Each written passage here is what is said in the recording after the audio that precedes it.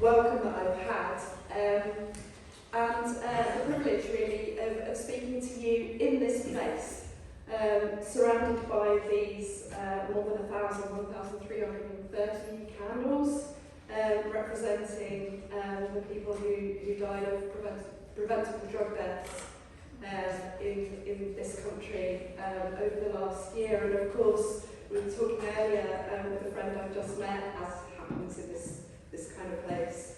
There are a similar number of alcohol deaths as well.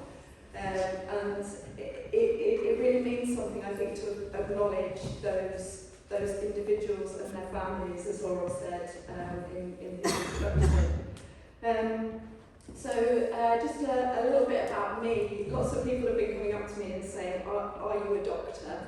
And what they mean is, are you a medical doctor? I'm not a useful doctor. I'm an academic, working at the University of Chester, and my subject area is religious studies. So I've been working in religious studies really all my life. But 17 years ago, I came into recovery, so I'm a person very grateful to be in long-term recovery today. So I haven't had a drink or another drug for 17 years. Thank you. That's all down to you, obviously, not anything that I did. But about 10 years ago, I decided I wanted to, and it was a big decision, to kind of bring my two areas of experience together, really. And the spiritual dimensions of recovery, for me, were personally very important, but I'm also an academic, so I study that. So I wanted to kind of ask my academic questions about my own experience and about the experiences of the people that I was meeting within the recovery communities. So I set up this project. So for academics in the audience, it's a large qualitative project. I interviewed 107 members of fellowships, a whole range of 12-step fellowships, and the project is called the Higher Power Project. You find lots of information about it online, but what I was interested in is what do these people, I have my own experience of that, but what do these people that I'm talking to think this higher power is? And how does that work in recovery? How does it operationalise? How does it help? Why do you need a higher power? What is that all about? What kind of language do you use? Has your concept of higher power been influenced by anything? Has it changed over your recovery journey? And I found out all kinds of things, as you can imagine. And one of the things that I discovered was really just how creative members of 12-step fellowships are in terms of doing this spiritual work, taking on this spiritual journey, and how people are individuals in that context. Sure, they influence each other, they inspire each other, but people's concept of a higher power is a very personal thing. And that's what I learned. And then I put that together with some attitudes that I encounter amongst some, not all by any means, but some substance misuse professionals who seem to, on the basis of no experience whatsoever, think that 12-step fellowships are organisations which make people believe certain things, or make them engage in particular rituals, or that term brainwashing often comes up. Now, in the course of my academic life, I've studied all kinds of religious organisations that do use brainwashing. And I'm really interested in the similarities and differences between those organisations and 12-step organisations. And I want to say that while there might be some elements sometimes of that kind of behaviour in certain meetings where particular personalities have come to the fore, in general, my findings are that the people in 12-step fellowships are doing that spiritual work individually, and they are deciding their own concept of higher power. And there are many people in 12-step meetings who sit there in meetings maintaining the recovery who don't even talk about higher power. They have a right to be there. They are members because they say they are members. There is no compulsion for them to believe or engage with any of the concepts in 12-step fellowship. So I'm kind of asking this question: are NA and AA or any of the other 12-step fellowships religious? And I think this is a really important question to ask. Let me just make sure my clicker works. Dr. Ed Day, who Anne-Marie was talking about earlier in her presentation, he's the kind of Westminster government recovery champion, and he's done a lot of research in this area. He wants to know why professionals in the substance misuse field tend not to signpost 12-step fellowships, and there are a number of reasons that he's found in his research. One of the reasons is that people are very anxious about this, well, people in 12-step fellowships will say the God word, that kind of religious ethos. People don't want to recommend that to people because, healthcare is a secular field. So why would you recommend, you wouldn't, as a clinician, go and recommend that somebody prayed. I find it really interesting that in clinical settings, it's quite common for people to recommend mindfulness. Mindfulness is, a religious practice that comes from Buddhism, but there's a kind of stigma against other religious practices. These lines are drawn, and I'm really interested in these lines and what they say about our social attitudes to religion. But the fact is, the recovery communities have a problem because people are not signposting a free resource. Now, there might be all kinds of other financial reasons why people don't want to signpost a free resource. But one of the reasons, I think, is a genuine concern that they don't want to be recommending religion. And I do understand that as a concern. It's not only Ed who has written about this issue, others all over the world, in the US, in Scandinavia, there's a lot of work being done at the moment on this issue, why professionals are not signposting 12-step. So is it because they're religious? Well, the fellowships say they're not religious. They're spiritual, but not religious. Spiritual, but not religious. Now, in my academic world, we call that SBNR, spiritual, but not religious. And it's a way that a lot of people kind of identify themselves these days out in the world who've got nothing to do with the recovery community. It's a common way people identify themselves. But I love that I know this fact. That term came from AA. And Robert Fuller, who's an American academic, he points out that AA has actually changed culture way outside of itself. AA would never own that or promote it or claim it, but that is the fact that the recovery communities are actually influencing wider popular culture. Spiritual but not religious. Of course, we would think about the 12 steps if we're thinking about spirituality, but the recovery world is much, much larger than just 12-step programs. We've got what gets called the visible recovery movement, and Anne-Marie has been kind of one of the leading proponent of that in not only in Scotland but in the whole of the UK. But that movement, it's a diffuse movement made up of people using all sorts of different modalities. But that movement itself has an inherent spirituality to it that draws from various sources. People might not use the traditional 12-step ways of talking about spirituality, but they will talk about things like the 5 ways to well-being. They'll talk about community, they'll talk about giving, they'll talk about courage, humility, honesty, the things that Darren was talking about earlier. And those are key spiritual principles. Yes, they might have come initially from the 12 steps, but they have, to use a Foucauldian academic term, they've swarmed into wider culture.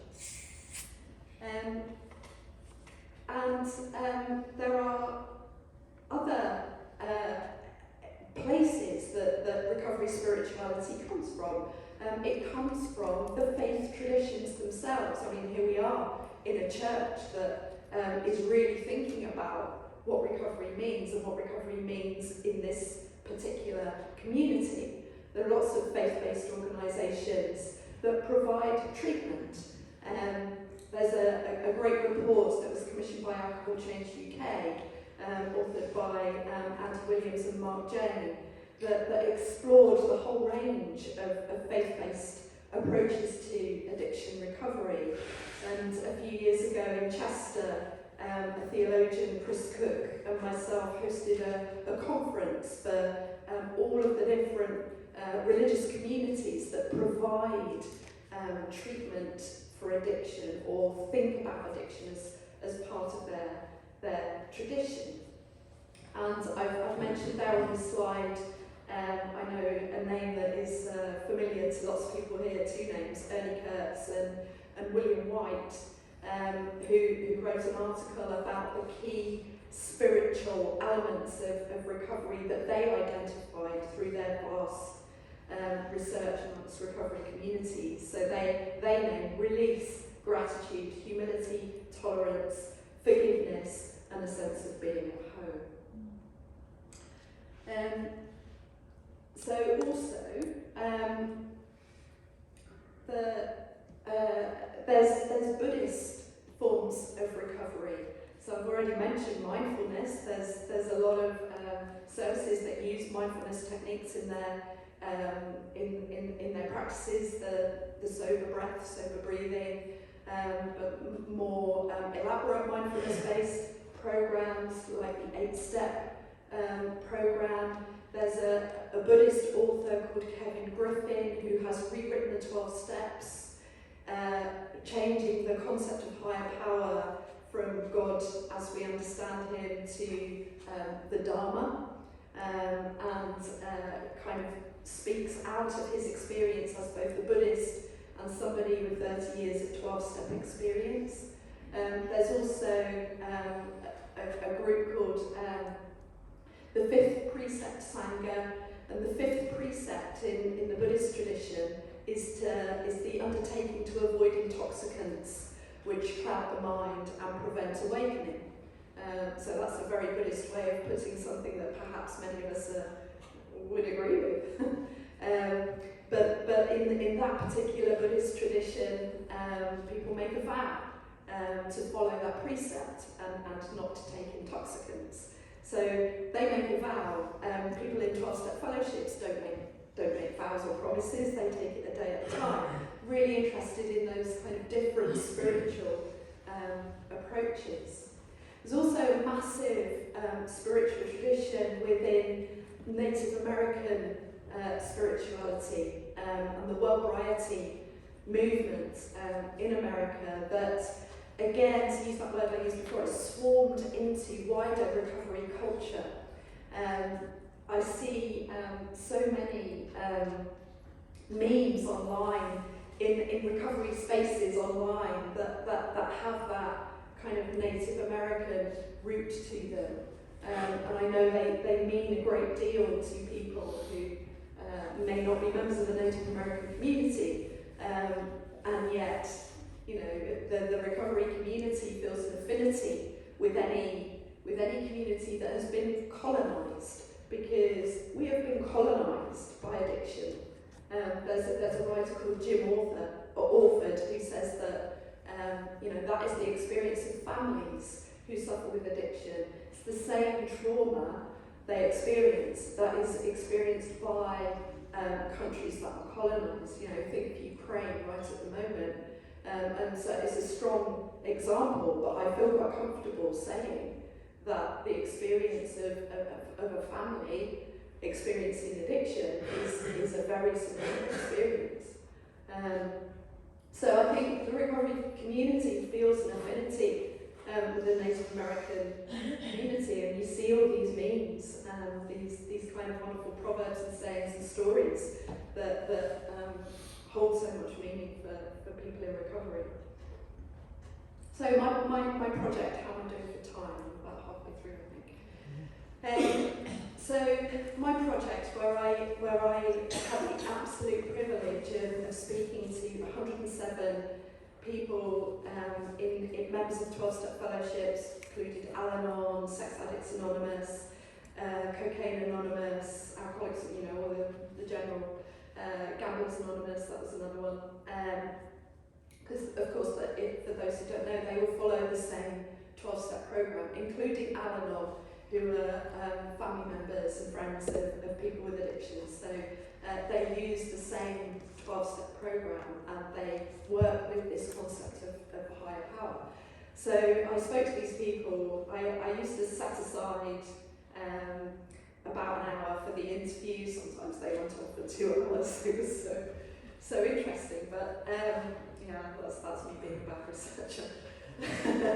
Just being too interested. But what I found was that the people's accounts of their concept of higher power were diverse. No one person's concept of higher power is the same as anyone else's. Lots of similarities, but nobody's is the same. They were personal. So they're not homogenous. So you hear outside of 12-step, if you go to 12-step, they're going to make you believe in God.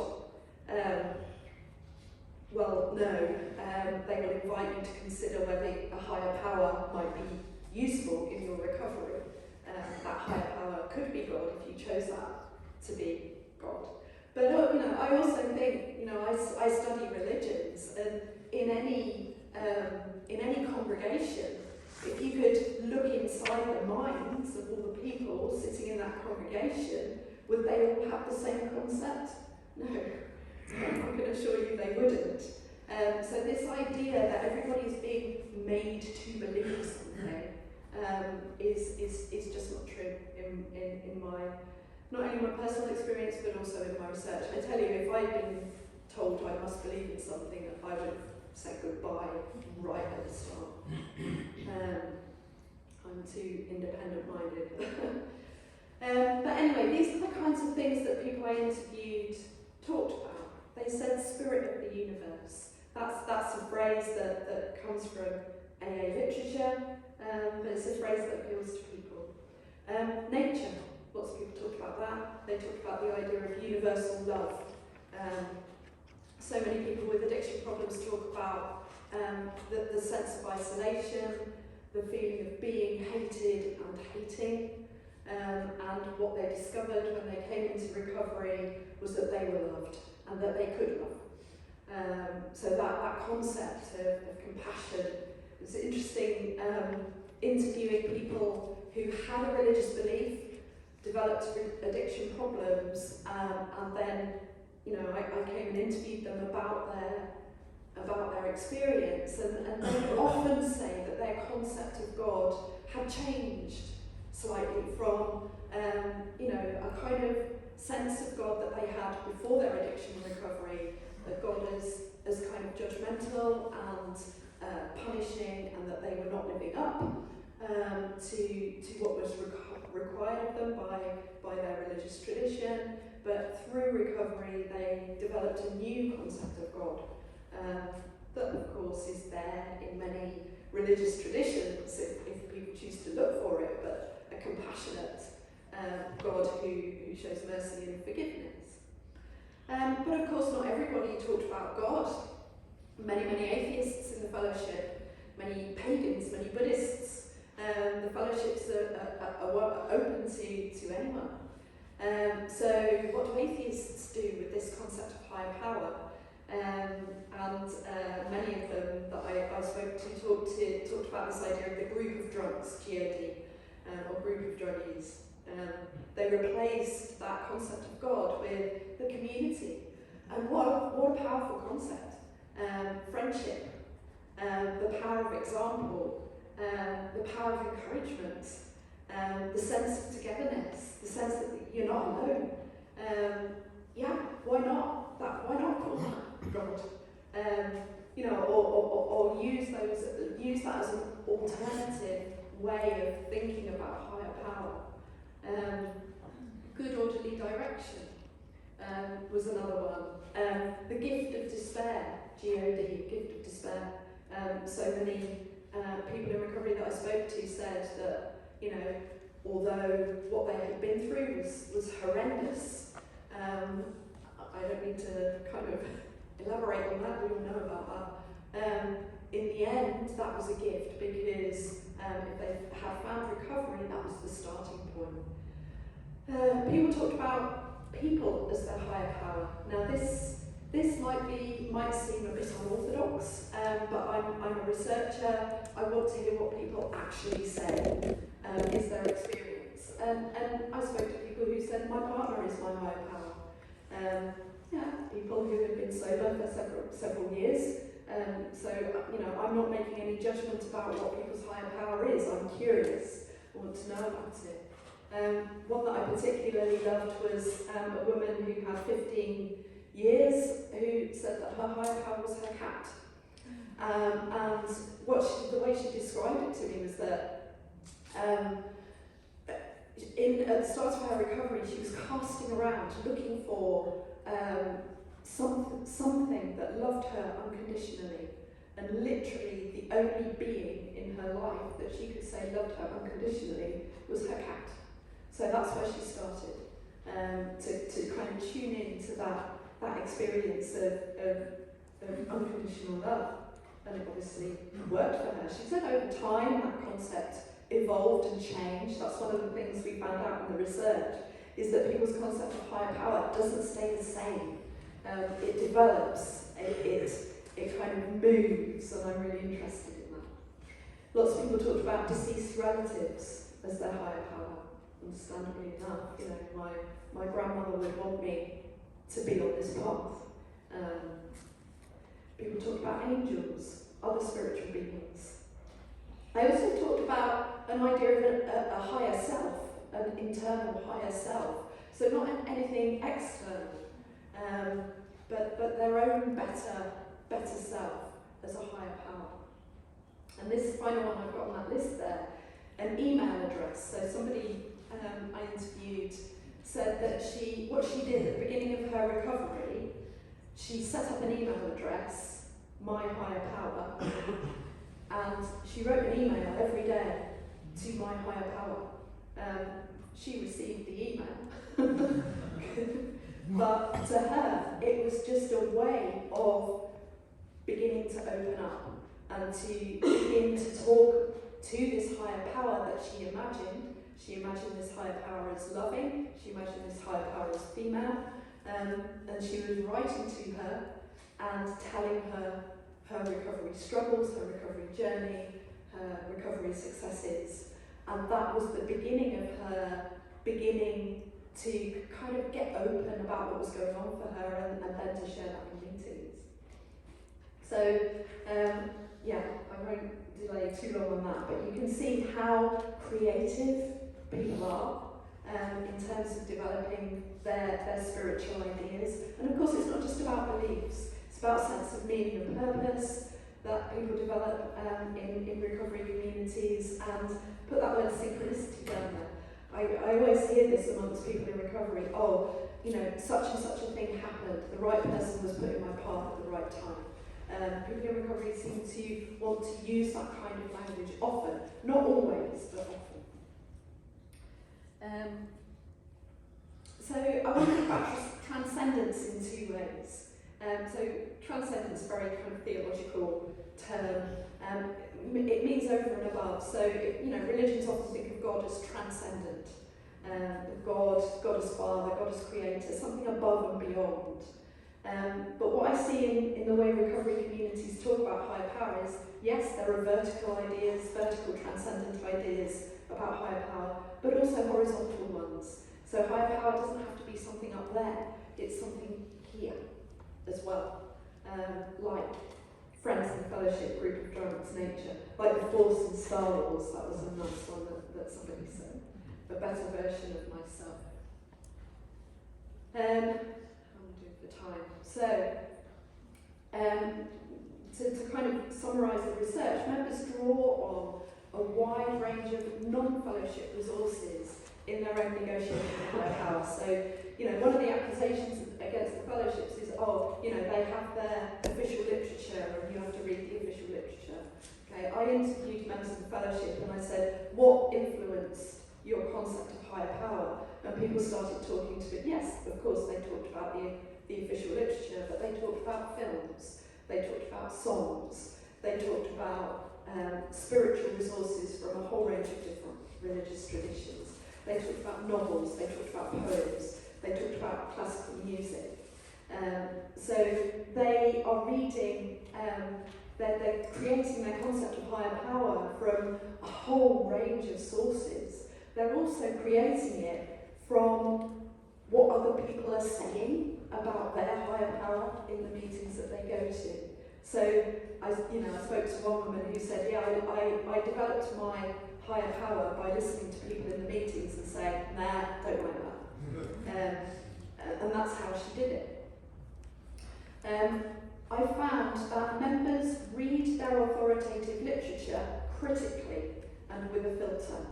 What I mean by that is, people, here we are in the 21st century, people from all kinds of different communities. We're not the white middle-class Christian men who wrote the AA literature. We're all kinds of different people.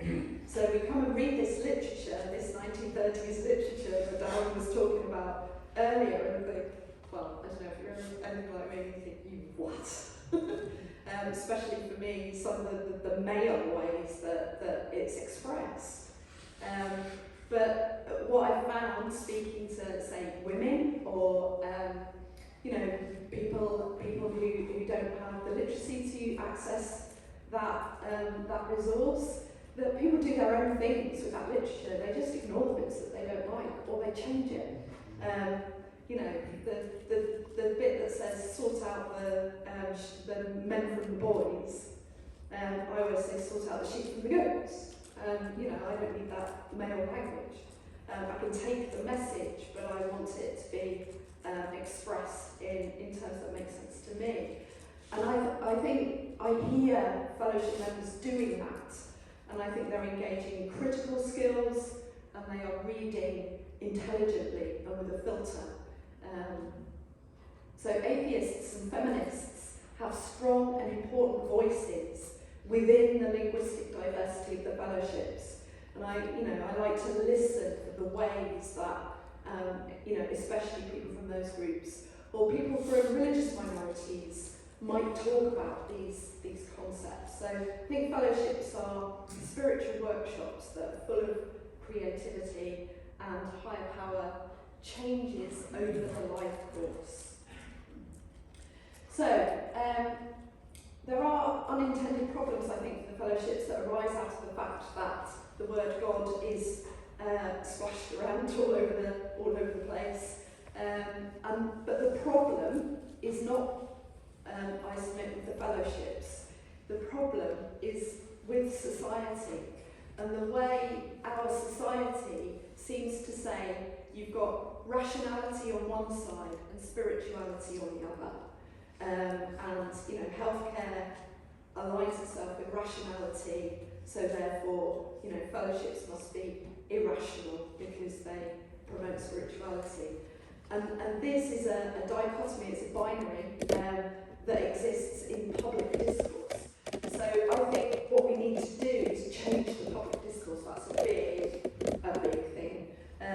It's not that the fellowships necessarily have to change their language, although I must admit I'm a bit like Darren, I do wish some things would change. But the bigger task, I think, is to stop this idea that spirituality is irrational and that healthcare is secular. I think that there is so much overlap. You know, I hear people using recovery modalities that they are proud to say are rational, and I'm so delighted for them because the main thing is that they have found recovery. But then the way they talk, I think, yeah, that's what fellowship members would call spirituality.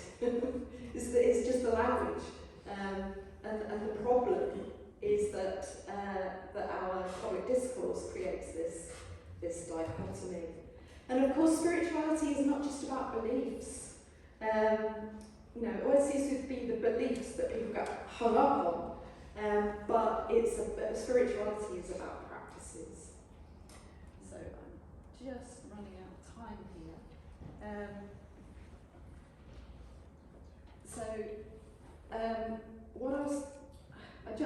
I'll just quickly mention a social worker I met who gave this reason for not referring people to 12-step fellowships. So this is what I'm talking about. So I think there's all kinds of assumptions going on there that are problematic and betray a deep misunderstanding of the fellowships. So only 25% of the people we interviewed identified as religious. So when people say, oh, the fellowships are religious, they're actually less religious than the general population. I think that's a really, really important fact. I want to point to prejudice and discrimination against people with beliefs that is endemic in our secular culture. We don't even notice it. And to remind us that religion and belief are protected characteristics under the Equality Act. And I think that should have implications for how secular healthcare treats the fellowships. And just to finally draw your attention to this article by John Kelly, who I know will be familiar to many of you. He is the leading academic in the US who studies the mechanisms of behavioural change in AA. So how do 12 steps, how do they do their work? And he sees spirituality as a significant part of that. And he describes it in this way. He says spirituality is a scaffold which mobilises or catalyses social, cognitive and affective mechanisms. So if you want the secular clinical language, there it is. But he's talking about spirituality. Sorry, I will leave it there with thanks to the people who we interviewed for the Higher Power Project, and thank you for listening.